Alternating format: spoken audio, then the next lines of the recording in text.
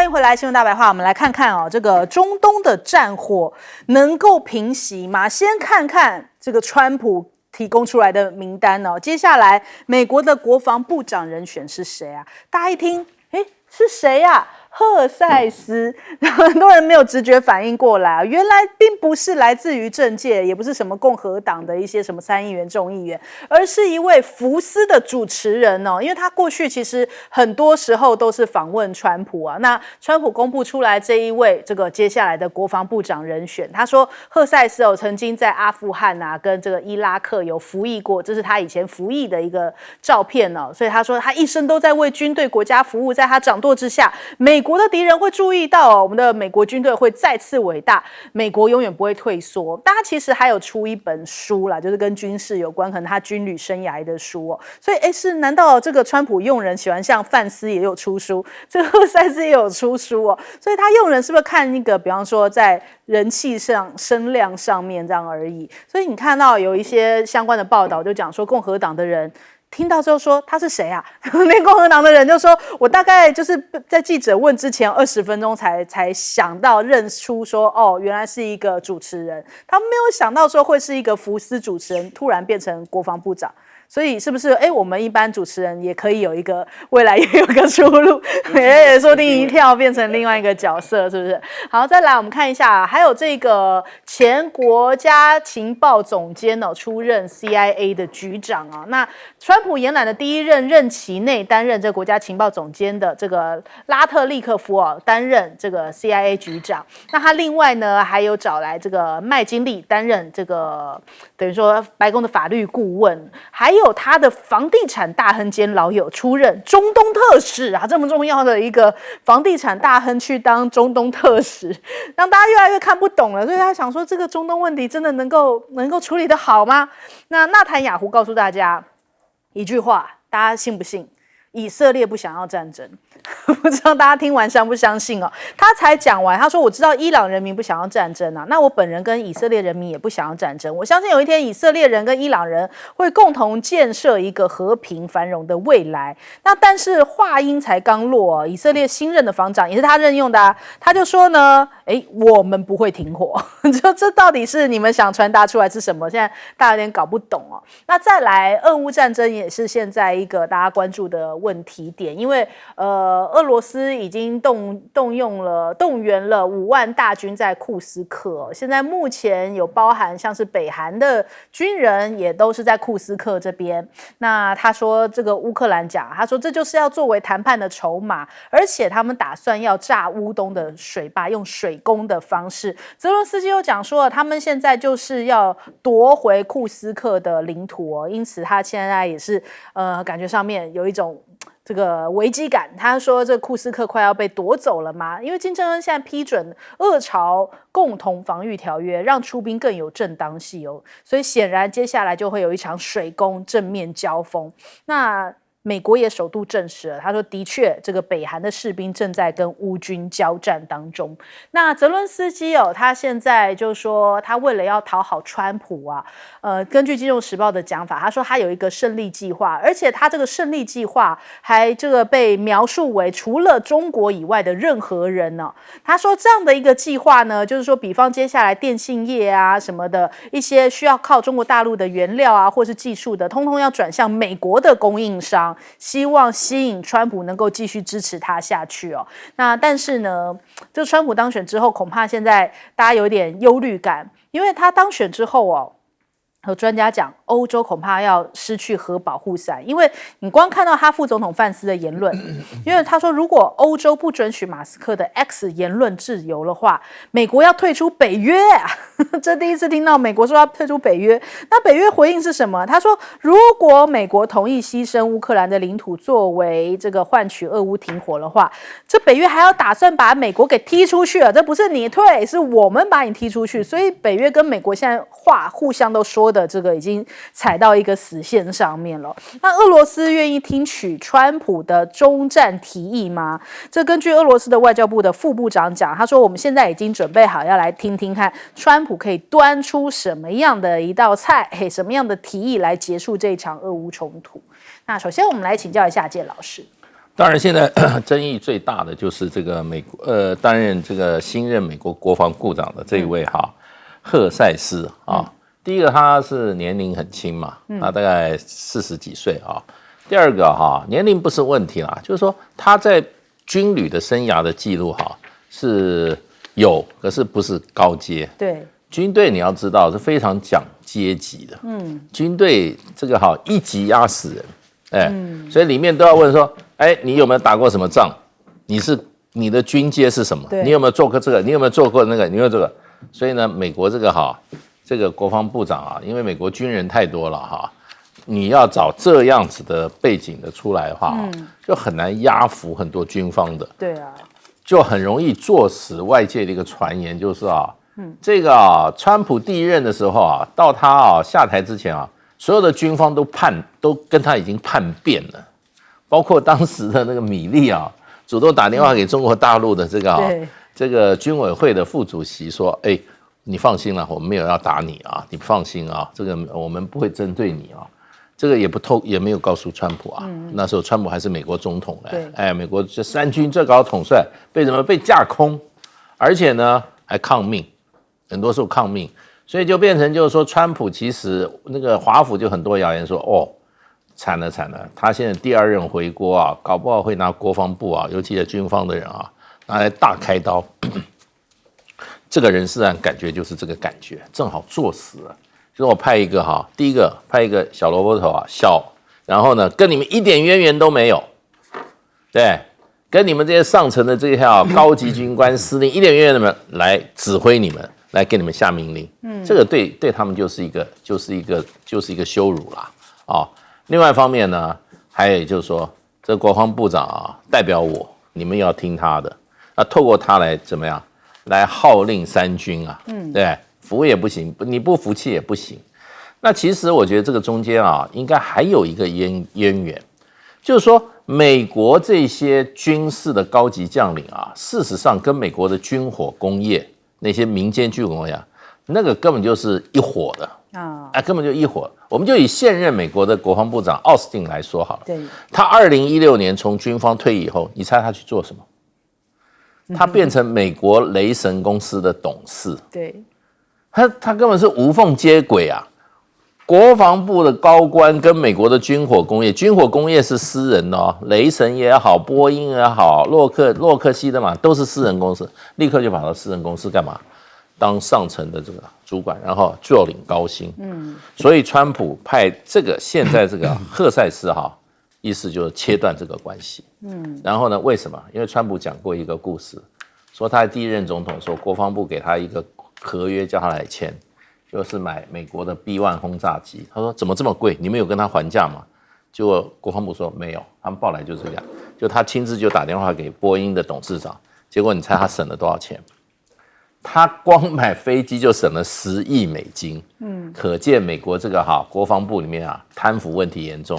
这个我看赫塞斯打仗可能到时候不会用它，可是用来整顿贪腐，我看它是会发挥很大的功用。好，来请教赖老师。我们估计这个川普未来的用人那个换的速度会很快他上一届4年的任期换了6位这个白宫的安全顾问就是一个一个换平均每一个任期不到1年就下台一鞠躬。那也就是说，如果做不好就换掉这个就是川普 "You are fired"， 他很喜欢讲这句话真的喜欢 fire 人，对，就一直在 fire 人这样的一个人。所以哪一个人的位置会走得久、走得住，我们也是在观察。第二个呢，就是美国的军人也不是吃素尤其是美国的这个军队的执掌他们的我大概这样做比喻了，美国的国防部部长其实权力没有大到哪里去。他主要的是有点像球队的经理一样，他负责人事、预算、装备，甚至他们的人事的升迁这个部长能够智慧的余地也不大，因为他们的人事已经有一套的自己的制度，也就是说他们是按照基点来计算的。每一个位置要往上升的时候，这个位置现在有人在这位置上，他的门口就已经有3个候选人了。3个候选人的基点是每一年都会调整的，所以每个而且位置会变来变去，啊，他们是采用这种，所以你一个部长你的空间也不大，另外一个就是武器装备了，所以它的旋转门它就很容易就转到这个国防工业里面去。但是整个指挥作战的是在参谋首长联席会议，参谋首长联席会议那当然就是这些职业军人了啊，所以我个人认为美国的国防部长能够指挥得动多少他们的职业军人，我怀疑啊，因为我觉得我在强调美国的职业军人不是吃素的啊，所以川普也不用觉得说他今天派一个文人部长40几岁就能够射得住这些50、60岁的老将领，绝对不可能的事情。内塔尼亚胡目前来讲是在玩两手策略，打两手。为什么玩两手策略？他一方面装出来说他也不想打仗，可是他另外一方面他迫不及待，他要在川普上任之前必须要搞定这些事情。搞定什么事呢？在加沙地区的哈马斯能杀尽杀，在这个黎巴嫩的真主党能杀尽杀，因为目前川普所用的这个白宫的安全顾问，他的战略思想已经很明确了，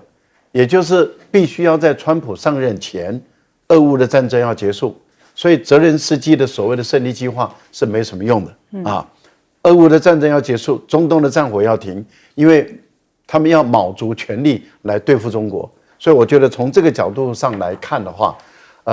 目前内塔尼亚胡采用的就是一方面讲说我不要战争，二方面打得会比以往更凶。好，来请教盛峰哥。虽然美国的体制里面文人部长不算是新闻，因为决定战争的是总统，执行战争的是参谋首长联席会，这怎么打是他们来决定的。所以国防部长除非总统赋予他很大的权限，要去进行整个的军中的各项的改革，或者有什么目的的，否则的话，基本上总统的权力是压在国防部长的前面之上的。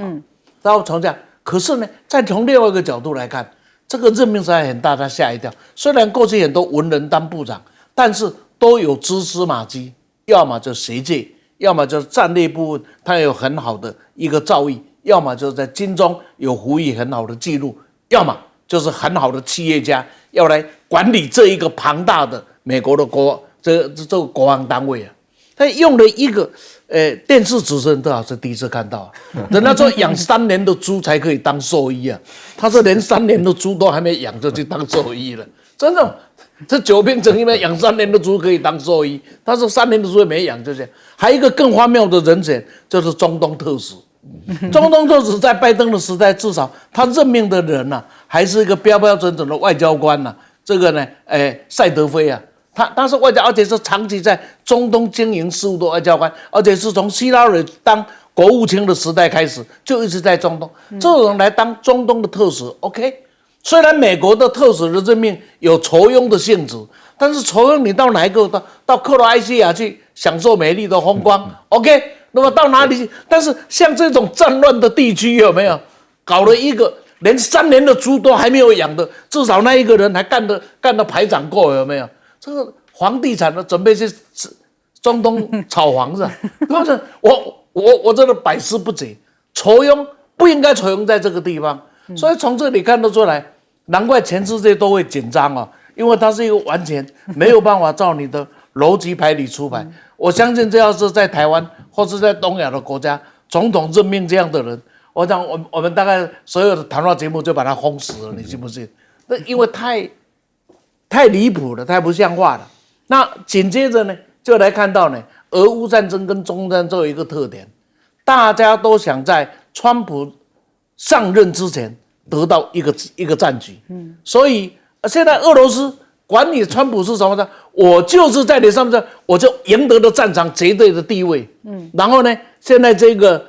泽伦斯基就想在你上来之前，我想办法来糊弄你，这是糊弄到什么程度？是一个是要想办法赢得绝对的胜利，一个想办法去制造那个糊弄的情况。他那个糊弄情况我可以形容，就好像一家快倒闭的公司然后呢，已经到了资金调度极为危险的状况下，写了一个贷款计划去给银行，有没有？说你看，我还可以赚钱，请你借我钱，是一样的道理。事实上，那都是假的。同样的，现在在中东也是如此。我如果在还没有就任之前，我就要造成既成的事实，然后在美国的强大的支持下，在川普强大的支持下来获得他最大的利益。我想现在大概俄罗斯的想法、乌克兰的想法，还有纳坦雅胡的想法，应该都是趁就任之前取得自己最有利的地位。其中最可怜的大概就泽连斯基，紧接着就是美国跟北约到底会发生什么情况，我们真的拭目以待。北约要把美国踢出去，那个人是在说鬼话。然后呢，换之说美国要离开北约也是说鬼话，因为他们两个已经你中我有中有你，谁也离不开谁，至少在你我可见的未来里。好，我们先休息一下，广告之后马上回来。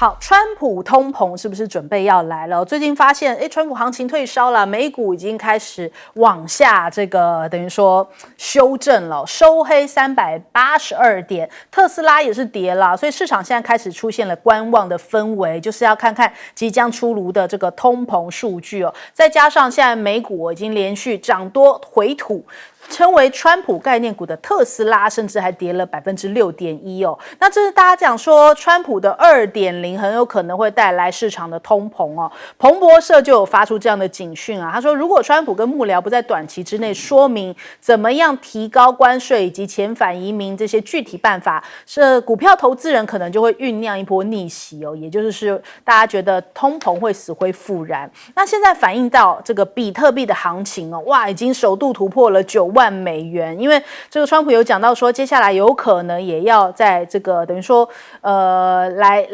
他竞选承诺的时候有讲到说加密资产的这个认证嘛，换句话说，有可能未来不只是美元哦，连比特币都会变成他们官方认证的一种币别嘛，所以也带动了这一波比特币的涨势。但是这样的乱象已经让很多的人想要逃离美国了，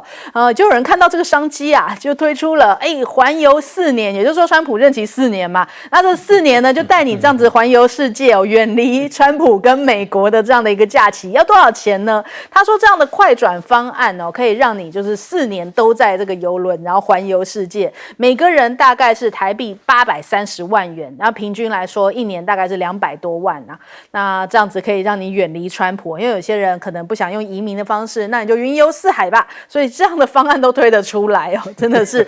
还有这一招。那再来看到了马斯克现在也是当红炸子鸡哦，就是全球都在关注马斯克果然要入阁了呀。那还是特别为他成立了一个部门哦，他要当部长啦，他要变成这个政府效率部的部长哦。那这是川普在这个声明当中讲到，我很高兴宣布，伟大的马斯克将与美国的爱国者拉马斯瓦米，这翻译好像不太一样哦，有些叫做什么拉马米尔这样子，反正就是类似这一个人的翻译有好几种啦。但是他是谁呢？他就是之前曾经有讲说，我们台湾全台家庭必须要都有这个 AJ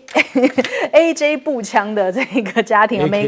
，AJ15 啊，他说啊，每个人都要有，说 AK 的是欧布莱恩，对，所以就是他们一直叫我们家都要有这个步枪哦。那其实你看到他们两个就接下来要掌管这个政府效率部哦。那其实这个政府效率部，人家就说，发现还有个迷因哦，因为它的缩写竟然跟狗狗币这个 Dogecoin 相同，所以就说他们接下来要掌管狗狗币以及这一个效率部门。那马斯克地位到底有多高？据说高过了伊凡卡川普哦。那人家说是吗？有这么厉害吗？结果有画面为证，我们来看看。Perfect. That's great. Why don't we do a family shot? Elon, Ivanka. You have to have a picture with your boy. So we have to get Elon with his boy. Okay. Absolutely. That gorgeous, perfect boy. 对，就是马斯克可以进来，但伊凡卡不行，所以人家想说，哇，这让这个伊凡卡有一点尴尬，赶快往后退哦。他说你要把位置让给马斯克跟他儿子啊，所以才有了我们这1-2天在讨论的这张照片哦。那现在马斯克的角色还被外界期待说，有可能在川普上任之前的一个美中密谈，要仰赖马斯克来搓汤圆，因为现在北京当局啊，为了接下来川普第2次执政哦，正在做一些高风险前的准备啊，就说不知道他会出什么牌。那双方搓汤圆的密谈有可能会请这个马斯克担任这样的一个角色哦，在这个过渡期的前100天。那现在目前对华战略强调是非正式以及以交易为中心的秘密管道。那除了他之外，马斯克有可能担任这个角色。现在还有呼声很高的是黑石集团苏世民，因为他跟这个北京也有很深厚的连接，所以他也可能是这个理想的搓汤圆人选哦。另外就是有可能在这个第2任期里面半退休角色的这个刘鹤啊来处理这个中美关系，这也是这一篇报道里面所提到的。那另外呢，我们看看马斯克现在这个中国大陆的话题里面，他也有讲到一点是跟川普非常不一样的。有人说这会不会有解套呢？就是他认为不应该要用关税战，所以如果他这一番话川普听进去，有可能会对于中国大陆的电动车关税有解哦。那你现在看看美国也在喊出说，我们应该要做低价的这个车子啊，不然会要被中汽打败了。因为中国大陆是有开放策略，他们讲说希望各国的车企都来中国大陆发展哦。那因为比亚迪现在势不可挡，超车了特斯拉之后，甚至这个全年销量有可能也要取代这个福特的这个第1的位置了，所以来势汹汹啊。首先我们来问一下介老师，对这个川普对于美国政府的浪费是深恶痛绝。他第1任在内就觉得美国这些不管是签贸易合约的、政府采购的，通通都有问题。他发觉很多问题，这是他第1任的。那他也试图跟美国这些就是说各个部门打交道，后来他都遭到背叛对他都是怎么讲嗤之以鼻啦。那我想他这次卷土重来他事前就讲了，他要替美国省钱，所以呢，他找到马斯克老早就讲好了，他说他将来要帮着美国政府瘦身，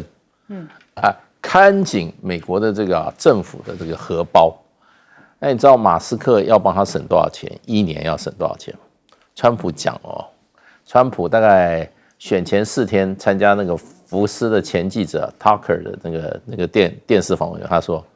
马斯克要帮我1年省联邦预算省2兆美元。2兆美元是什么一个意义呢？也就是川普，因为他已经把2005明年2025的预算，美国联邦政府已经编好了，那就是说他已经编了明年的美国联邦政府预算7.3兆美元。川普很会花钱拜登已经编了7.3兆，因为他是这个预算已经编了嘛那川普这个拜登事实上话，他这个2024的预算是多少？是6.9兆。他1年就给你增加4000亿，他不断的在怎么样增加美国政府的预算，而且举债1.8兆，他还赤字预算。那在他的这个倒行逆施之下，美国现在的整个的这个国家的国债联邦政府的债是34兆多，每天都在快速增加。所以川普除了开源之外，他节流，他节流的这个比例很大的你以为这个一个政府的预算可以就砍掉呢？差不多15%到20%这对这个政府的运作到时候不但是所有的这些工作减另外还要裁员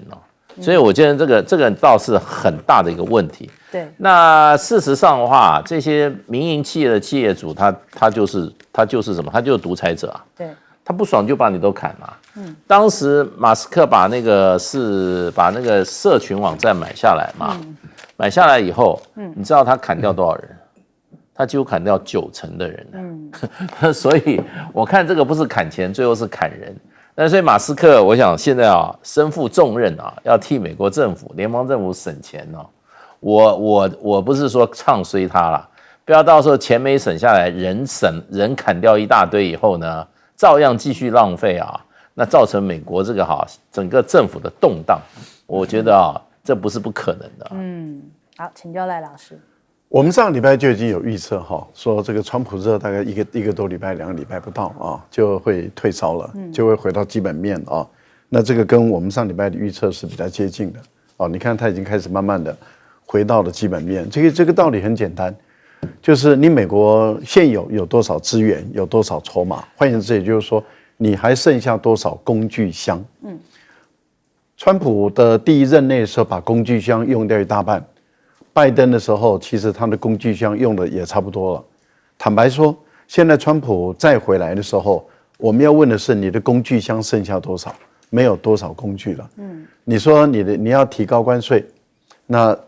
没有错啊，大家都在问一个问题啊，就是你要提高多少？那他说他要对全世界友好的国家提高10%，不友好的国家提高20%，中国60%，你根本做不到嘛。因为你要先设想，就是你提高关税，别人因为害怕你，也不敢跟你对抗。那欧盟呢？欧盟是不是也因为害怕你而不敢跟你对抗呢？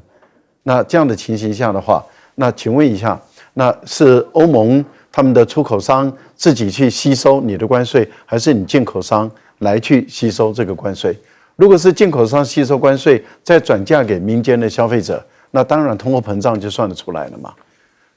问题是你美国的制造业，你美国自己能不能生产制造这些？还有就是这些制造业会转到你美国来吗？如果都不会的话，那你基本上你的联邦政府的关税的税收可以增加，可是你的人民他本身的负担却增加了，物价也上涨了，他可支出的比重就变减少了，那他的生活当然就会比以前更糟嘛。那几年以后，明年后年期中选举要开始了，马上你就要经受挑战了，因为就会反映在你的众议员跟参议员上面。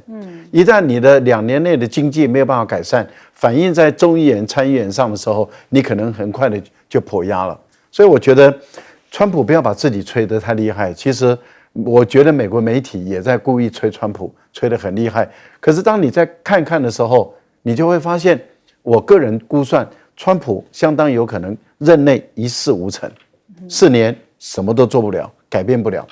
那马斯克马上要经历考验了。如果马斯克真的要扮演中美之间的穿梭者，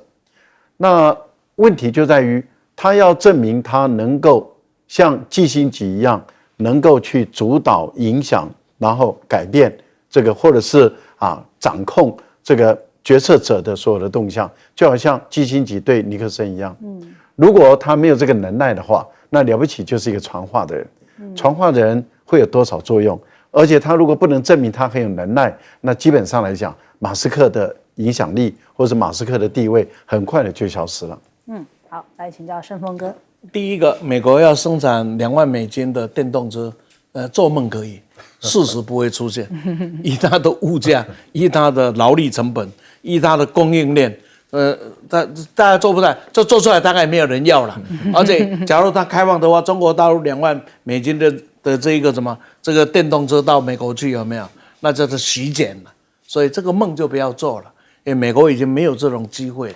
了。第二个呢，马斯克呢，到底能不能在美国的政界里面扮演什么角色？能不能去杀掉多少的预算点？这个我不敢预测。不过可以证明一件事情，这个不是入阁，这是为他设置的一个等于一个外面的一个顾问单位一样啊。那这个是有责有钱无责的一个单位。那有责无权呢？所有的企业成功的企业家都会犯一个毛病，叫做会吹牛狂妄。为什么呢？因为他成功过，因为他在他的企业里面一要 fire 就 fire 了嘛。那不对，那么明天就给我滚蛋。结果他到政府机关了才发现要人家滚蛋，有没有？不容易。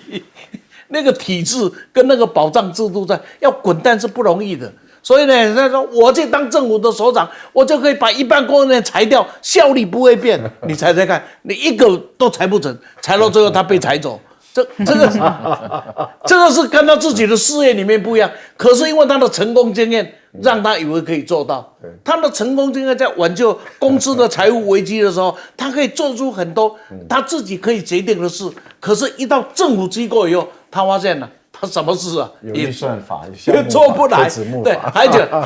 还有国会，你不要以为同党就没事啊，对吧？这个点所以事业家的成功我们可以尊重，但是从政的时候小心，真的是误闯丛林了。不管是黑熊、黑兔什么点有没有，误闯丛林的机会是很高的。但是有一个事情，我还要重申的讲，马斯克对中美台的关系是我们要关注的一个问题，因为马斯克跟川普的关系，这叫命运共同体，这全世界都看到。因为他这次是压下了他自己。哇，你现在当选的是贺锦丽呢，那马斯克是很惨的。所以站在我们曾经选举过程的角度来看，这个叫做命运与共的兄弟。话是听得下的，但能听多久那就不知道了。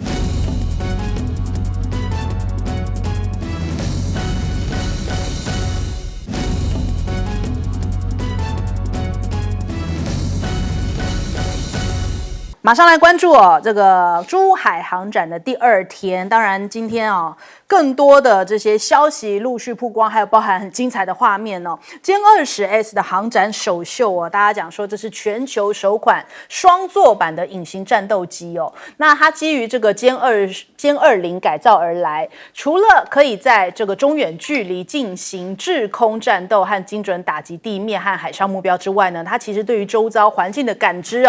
更为提升。然后还有电子干扰以及战斗指挥控制的能力，还可以跟无人机一起协同作战所以这个战力是大大的提升。那今天35A 的首秀人家看到这个画面，觉得说哇，银箭穿天真的是国之重器。那大家就看到这个里面有这个翻跟斗还有这像一把银箭一样，直击之后长空翻落。这个翻飞下来，就看起来哇，看起来酷炫逼人那这个画面呢，我们现在看到的是中国大陆的网友就讲说，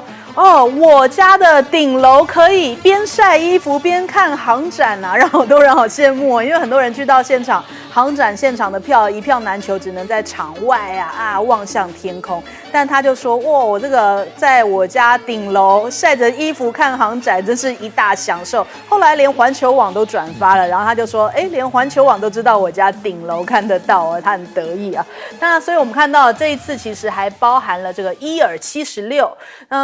这有一个这个画面，因为太阳很大，天气非常的好，天公作美但是就有点炎热大家通通都躲到这个机翼底下，变成了遮阳伞。今天这一个也是一个非常热门的讨论的花絮还有航展的无人机的蜂群，人家说哇，压迫感很强展现出来无人机这样大军行动的时候是怎么样一个壮观的场面，让大家感受到这个真的是大国重器以及这个大陆还秀出来 GDF600 高超音速杀器他说这是适用于在台海、南海，将成为7马赫的这个炸弹卡车。那这个助推滑翔体它本身就是有这个防卫方面带来重大的这个挑战嘛。那这个滑翔体呢，不仅能够在更广大的区域来打击多个目标，它还能够侦察而且执行动能打击，加上电子战这些非动能的作战任务所以哇，这次真的是看到非常多的新型的武器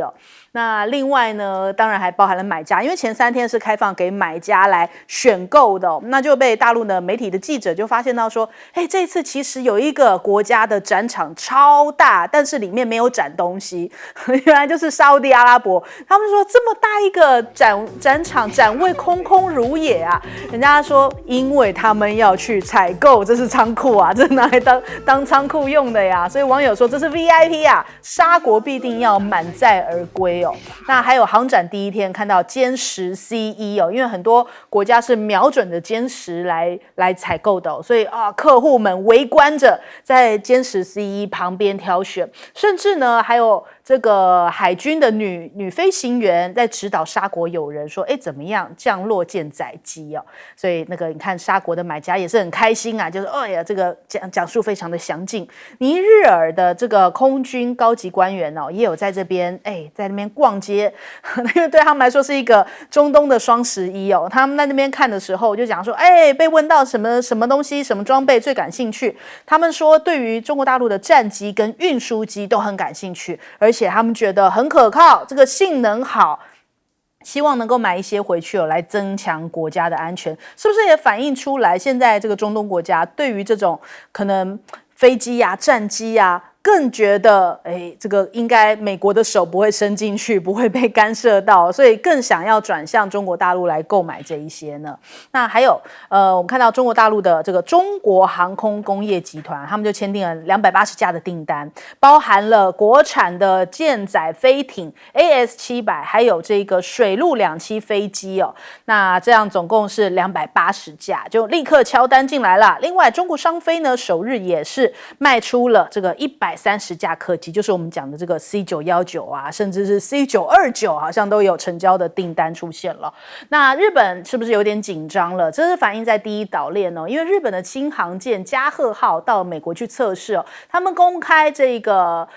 舰载机的起降画面给大家看看。那他们其实就是在美国的出云级护卫舰的加贺号测试舰载机的起降画面哦，看到美军 F-35B 成功的在加贺号上面完成了垂直降落跟短场起飞。但问题是呢，这2天不是才有这个消息吗？他们的扫雷艇哦，这个失火沉没的这个消息，所以现在日方已经终止跟美国的联合训练了。那俄罗斯也有一个新的消息是说，他们的海上自卫队哦被发现就是包括最新的亚森级核动力潜舰，总共4艘这个俄罗斯的海军舰艇哦，航行通过了日本北海道北方的这个宗谷海峡。这同样跟日本来说的话，这边也是有一些这个矛盾的冲突的区域点哦，所以看起来日本又更加的紧张了，就想俄罗斯又来了。那首先我们来请教一下盛峰哥怎么看？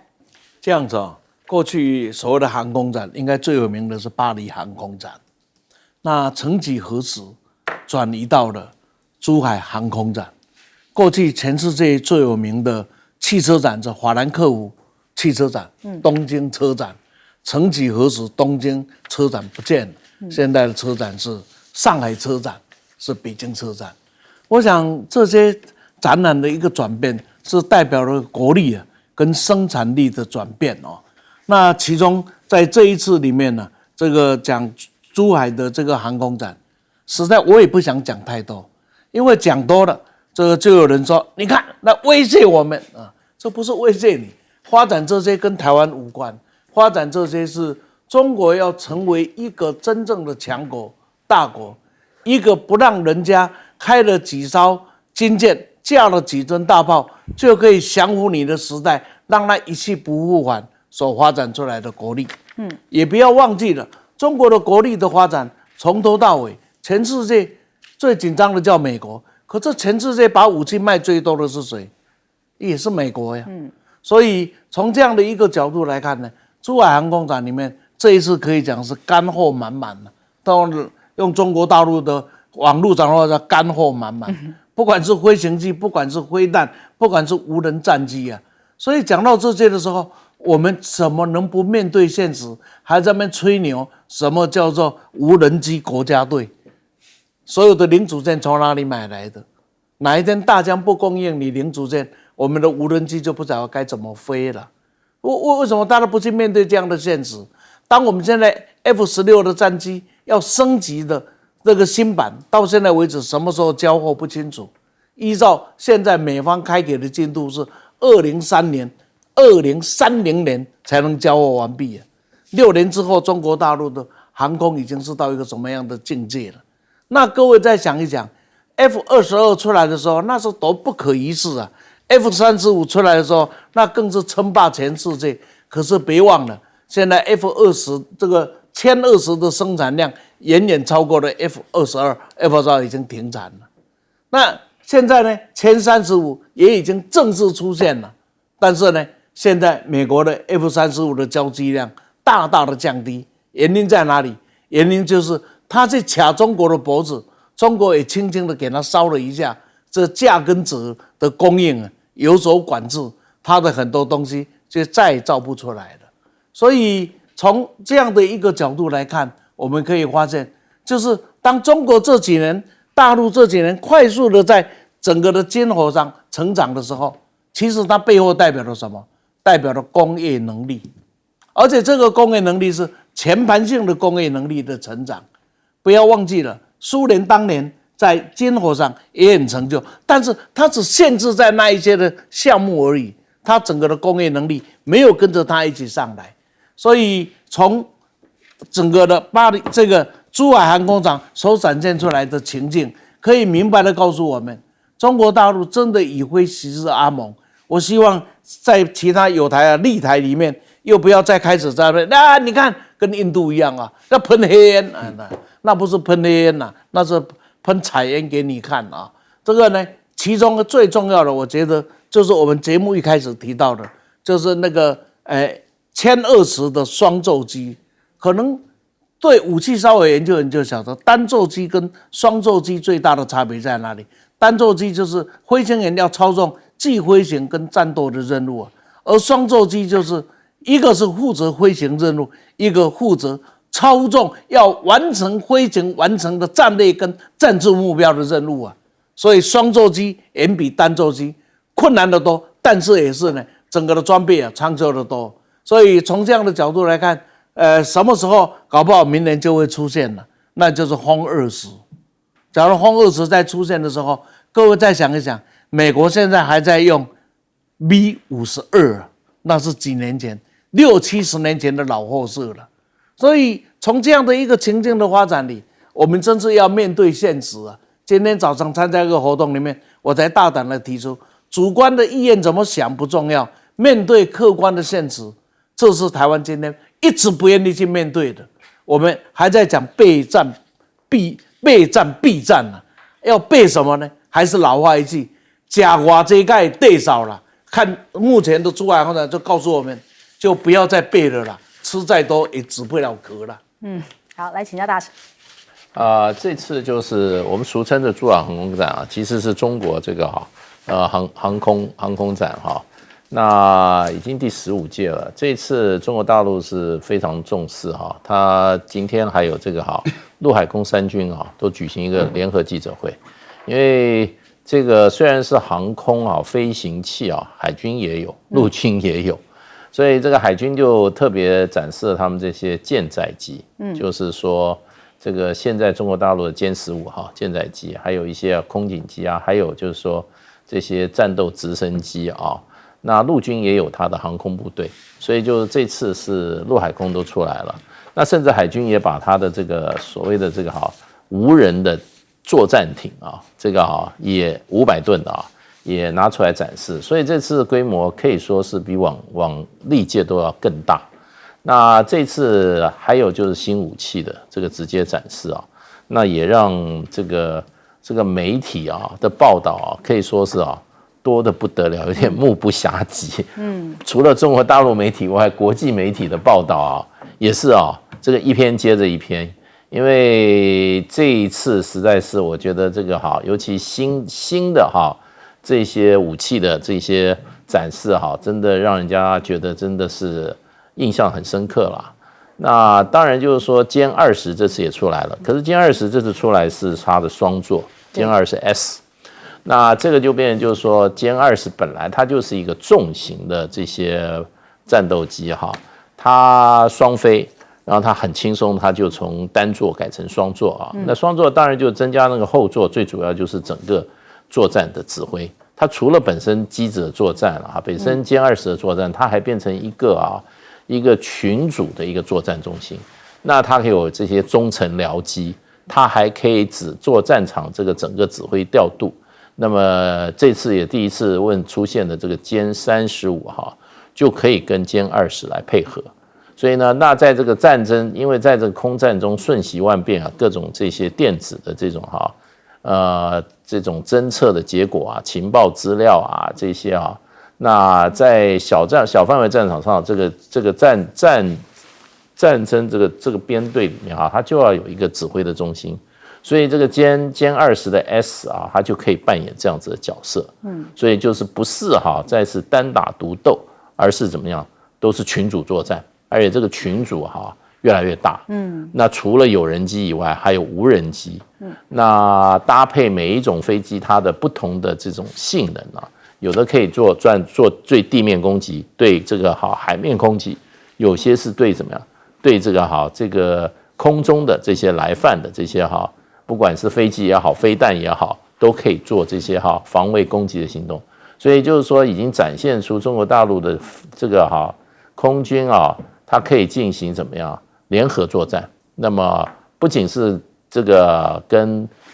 海军跟陆军它基本上在不同的性质的这个飞机里，型号功能的飞机里面也可以联合作战，而且直接在空中做指挥。我觉得这个是意义是很大很重要的突破了。那另外这次还有就是歼35，这些都是5代战机，隐身战机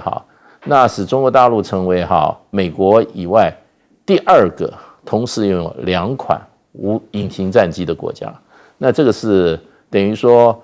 天下为2，天下为2。那其他还有很多无人机都是新型无人机，像这个9天无人机这些都是让人家这个印象很深刻的。所以我觉得才进入第2天我看这些媒体的新闻已经报不完了，可见这个内容非常丰富的一次展览。好，来请教赖老师。大陆的国防科技跟国防工业确实发展得很迅猛那大家都看到它是系统性的发展。在这个系统性的发展中，这一次你看它展现出来的运20，因为运20大家都很熟了，可是它的功能很多，它可以作为货物的运输、人员的运输，那这个就是我们把它称之为兵力的投送，它可以进行大规模的远程兵力的投送，它也可以把这个改装成为预警机，大型的预警机，它也可以改装成为空中加油机，所以它的功能很多。那也就是说，一个运输机它的功能有这么多，直20，也就是直升机是属于中型的这种通用型的直升机，它可以在这个一般的这个没有办法用这种固定翼的这个预警机降落的这个航母例如说它没有弹射的这个航母，它就可以用直20来去做替代。为什么？因为它可以改装成为这个空中预警机、直升机型的预警机，也可以作为反潜机，也可以作为人跟物的一种运输。甚至我们都知道，在空降部队在作战的时候，它吊挂这些大型的车辆，那直20就可以做得到。那您刚刚看到了有关于这个战斗机这个部分，美国的这个 F-22因为设计错误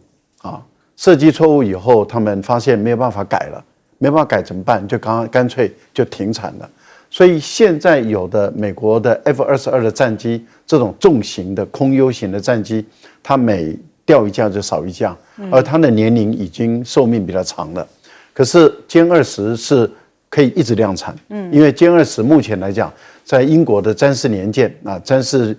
这个军事周刊里面，他们的评介是非常成功的，而且它的作战能力优于 F-22。那你想想看，在当这个歼35出来的时候，那就形成了轻重搭配了。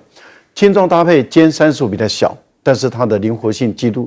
动性比较大。这个帅亮军一直在讲说，歼20是踹门，门打开以后，然后那些突击部队就冲进去了，冲进去就是歼20。那您也歼35，那你也看到了